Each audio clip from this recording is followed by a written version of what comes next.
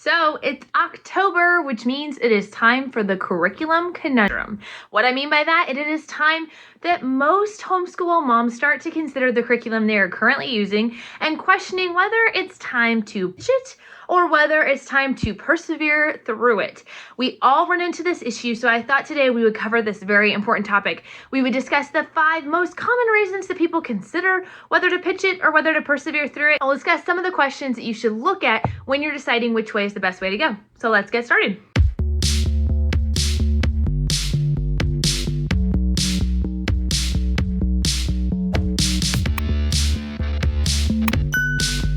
The first common objection that a lot of parents have to their homeschool curriculum is my kids aren't loving it or neither am I. All right, so here's a couple things to consider. First of all, why aren't they loving it?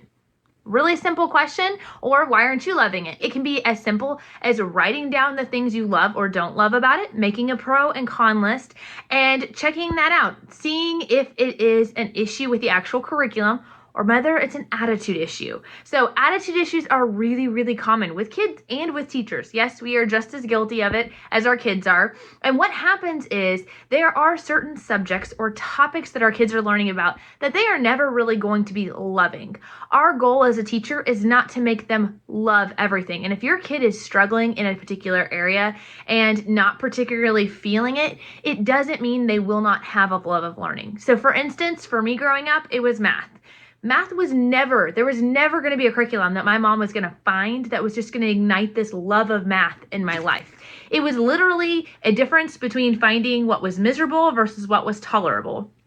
And those were really the only 2 kinds of options there. Because trust me, as a second generation homeschool kid, I tried most of them growing up. It really was an option between those 2. And so looking at the attitude issue, it really wasn't a curriculum issue. And so they needed to deal with the heart issue, which was being willing to do my work with a joyful heart, whether I was feeling that work or not, because this is what God's called me to. I'm called to be a student at that time. And so I needed to persevere in that. So maybe that's a situation where persevering would be better than pitching. But there are times when we do need to pitch it when we're just not feeling it. Those kinds of situations can be when we're looking at our list and we're seeing, this is teaching to my kids' weaknesses, not their strengths. You don't want to give a kid who is dyslexic or has, visual issues, visual tracking issues, you don't want to give them a curriculum that's just them reading and reading and reading and reading and reading all day long. You're going to bury that child and you're going to frustrate yourself. So you need to be thinking through with your kids. How can we teach to their strengths? How can we give them things in a way that makes sense to them? Yes, we can still work on those things. We want to work on those weaknesses. We want to grow in those weaknesses and get stronger and stronger in those each and every day. But we don't want to slam them in the area that they're weakest, because that's definitely not going to develop a love of learning. Objection number 2 is the time commitment is too long or it's just simply too hard for my child. All right, this is a very, very legitimate concern. I've seen this time and time again where parents feel like it's too much.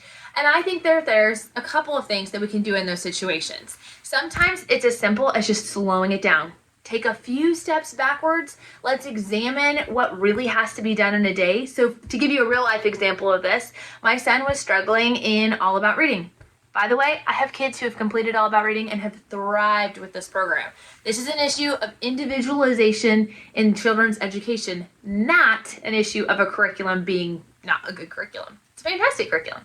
But my son would get very overwhelmed by the amount of work that was to be done. And I knew from the beginning that one lesson did not equate one day. If you're using All About Reading and you do not know that, you need to know that. It's at your child's pace. But this kind of open-ended, let's see how long we can go, it was too much and too overwhelming. So we started simply by setting a timer for 20 minutes. 20 minutes goes, the timer goes off, we're done. I don't care if we're in the middle of a sentence, in the middle of a page, we are done. Completely finished. And that helped him for a little while. But through the time, that still proved to be too much. He still visually couldn't keep track of it. It was overwhelming and it was just too much of a workload. So we switched over to Happy Cheetah Reading for him. And he was able to have lessons that were already designed 10, 15 minutes long and were designed with checkboxes in multiple places where he could visually see exactly how far he had until he was at the end.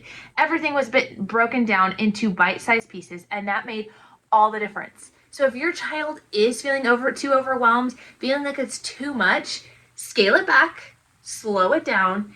If that still doesn't work, then go out and find a curriculum that's formatted more to the way that their brain works or to the time limit or their attention span. So that's definitely something to keep in mind. Objection number 3 is the opposite, that it's not hard enough. It's not taking them enough time. It's not enough for them. So I think a really simple solution in most situations is we can simply supplement, right? We can add on to our curriculum, our current curriculum. We can just have them do more. We can do this by supplementing with actual physical books or maybe an additional curriculum that we're going to do tandem. Or we can do this by just expounding on the current curriculum. So if you don't feel like it's requiring enough of your child, then maybe you could have them dig deeper. It asks them to read a book on an octopus. So you're going to have your child read that book, but you're also going to have your child look up resources and videos online and have them create a presentation to show all about, a visual presentation to show all about the life of an octopus, right? You can make it more. But that does take time, and your time is a precious thing.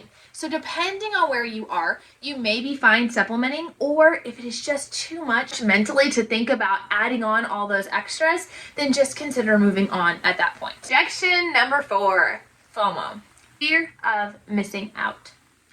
Guys, we all have it as homeschool moms. Well, I shouldn't say we all have it, but many of us have it. We look through these YouTube videos, we're checking out Facebook groups, and someone's raving about the greatest and latest brand new curriculum that is so amazing and is changing the world. Yes, I do it too, right here on this channel. And I share about the curriculum I love, and I watch, and some people start going, oh, I wonder if that's better than what I'm using. What if I'm missing out on this amazing curriculum that would change the way my children think? And you start to question. Fear of missing out is dangerous, right? You have heard people say, if it's not broken, don't fix it. Implying that if what's working for you is working, don't go around changing curriculums. And there is some wisdom to that. However, there is also wisdom to thinking through, could this be a better fit? There's nothing wrong with that. But you very rarely want to do that on an impulse, right? We very rarely want to watch one YouTube video or even a whole series of YouTube videos or blog reviews or looking at the curriculum websites, pouring through hours and hours of this. We can kind of become obsessive about our impulses, and we want to go through it all, and we're like, that's it. We need this in our life. Our homeschool, if you were filling in the blank, our homeschool would be perfect if... Just know that's probably not the most realistic thing, right? There are definitely curriculums that are a better fit for you and your family. There are definitely curriculums that can make your children enjoy the process more, but you can teach your kids with whatever curriculum you have in front of you. It just might require more work, more adaptation, more just strategy in how to do it, but you can be done. So if it is truly a fear of missing out and there's not actually anything wrong with your curriculum, I'm not going to shame you for looking at other options. But what I would encourage you to do is to wait until the timing is right. Consider, is this in my budget? Is this the right time? Is mid-October the best time? Yes, mid-October is the best time. If some of these other scenarios that I'm talking about today are matching up, you need to ditch it, right? If it is just something that is just teaching your kids weaknesses and making them hate it more and more, it needs to go, even if it's in the middle of this semester. But if it's not broken and it's just simply a fear of missing out, could we maybe consider waiting until the summer and starting in the summer or in the fall? Maybe at least get through December and start in January? Just things to consider. Number 5 objection is causing tears. It's causing frustration. This is not like, I don't like it. It's causing emotional, sometimes physical, definitely mental trauma in my family. If that is the situation, I would highly recommend looking at other curriculums and seeing if there is something that might be right for you. Again, assuming that we've already gone through the process of looking at, is the attitude good? Is that in check? Is that something that needs to be dealt with? If it's not an attitude issue and it is actually a curriculum issue. We have had this issue before, guys, where it was causing relational issues, right? There was so much frustration or so much fear or just so many things that weren't working that it was causing issues within our home, right? And for us, relationship is way above the academics. If it's causing relationship issues, we need to examine what is wrong. Also with this, if it is causing tears, do you think that's going to instill a love of learning? Probably not. Now, if Johnny just doesn't simply like it, Johnny doesn't also like eating his broccoli, but we make him eat it because it's good for him. Those are the kinds of situations I'm talking about in number 1. In this one, in number 5, we're talking about something that truly is intolerable to the child or to yourself. Maybe it's that you disagree with it on a theological issue. The format is just 100% not working with you or your lifestyle. Then in these situations, it is time to move on and to pursue something else.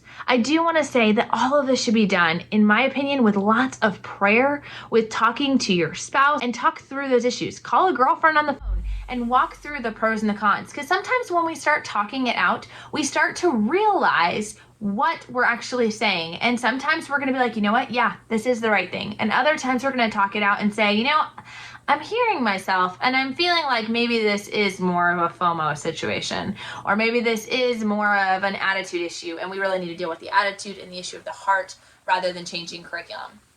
Whatever those situations, pray about it, talk it out with somebody, and then I would recommend sleeping on it for 24 hours. Don't ever make an impulsive decision on curriculum, guys, because it does cost money. It does take time. You are not going to harm your child for life if you change curriculums in the middle of the year, even in a weird time like October. I've done it before. My kids are doing really well. Yes, did it get them a little bit behind?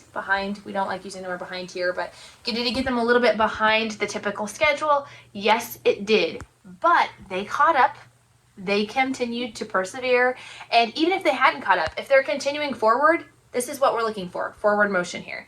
So I want to encourage you, it's not going to mess them up if you do this. However, if you are so impulsive that we lean towards changing curriculums constantly, you're changing 2 or 3 times in a year, or you're changing every single year, every single subject, that's going to create some serious instability. And sometimes it is better to teach your child to persevere through a curriculum or a situation that's not their favorite, because that's going to happen in life, right? We're going to have situations that we don't love, that are not to our liking. We're going to have troubles in life that are teaching or are addressing our weaknesses and not our strengths. So can we turn this around and turn this into a learning opportunity to be thankful and content wherever we are? Are we turning this into a learning opportunity to examine what are the problems here and how can we solve them, right? You know what? It's not in the budget right now to change curriculums. Sorry, Tommy. That's just not going to happen right now. But what can we do to make this better? It seems like you're having a lot of issues with the amount of writing that's in this curriculum. Do you think maybe could we just have you give me the answers and I will write it down for you and I will help scribe it for you? Really? That would be great. Let's do that.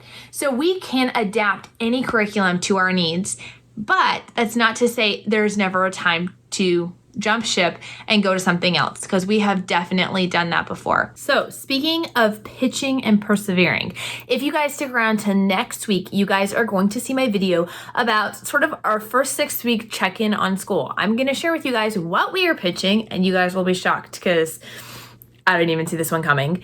And then you're going to see what we're going to be persevering through. So be sure to subscribe, click the little bell notification to be notified when new videos come out. And if this video has been helpful, I hope that you guys will share it with others. We post videos every Wednesday and Saturday on practical advice for real homeschool life. And we'll talk to you later. Bye.